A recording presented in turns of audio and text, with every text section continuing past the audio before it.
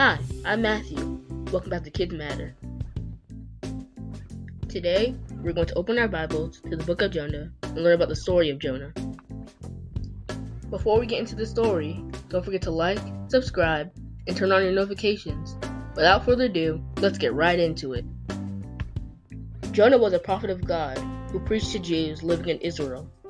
He told them that God wanted them to stop worshiping false idols and obey him. Jonah knew that God would forgive those who repented of their sin. Then one day, God told Jonah that he wanted him to go on a journey from Israel to the city of Nineveh and tell them that God wanted them to repent also. If they did not, God would destroy Nineveh. Now Nineveh was the capital city of the Assyrian Empire, and its people were very wicked. They were a powerful nation and enemies of the Jewish nation. Jonah did not want God to forgive these people. He wanted God to destroy them. Wow, that doesn't seem very nice. So Jonah made a bad decision and went on a boat so he could hide from God. And you might be thinking, is that even possible? Well, no it's not, but Jonah thought it was. The boat was heading across the Mediterranean Sea to Tarshish, which was as far away in the opposite direction from Nineveh that you could go. Wow, Jonah must have really disliked Nineveh. God was displeased with Jonah and sent a terrible storm. The wind was so fierce and the waves so big, the boat was about to sink. The frightened sailors threw all the cargo overboard to keep it afloat, but the storm just kept on going. Finally, Jonah confessed to the sailors, "This storm is all my fault, for I have run away from the Lord. Throw me into the sea, and it will calm down. I hope Jonah takes swimming lessons." The sailors didn't want to throw Jonah overboard, but the storm continued, and it was their only hope of survival. They took Jonah and threw him over the side of the boat into the deep sea. Immediately, the wind dropped and the sea became calm. Jonah sank under the water, but God was not finished with his disobedient prophet. He prepared a great fish to swallow Jonah and keep him alive. And you might think, wouldn't the fish kill him? But remember, God always has a plan. Deep in the belly of this huge fish, Jonah cried out to God for help. He told God how sorry he was for disobeying him.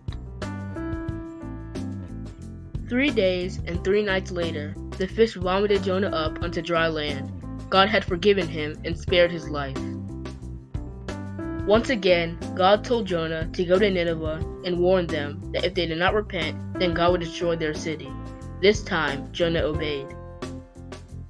When he arrived in the city, Jonah started preaching, "In 40 days, God is going to destroy the city of Nineveh." Rather than laugh at the prophet, the people of Nineveh listened and repented.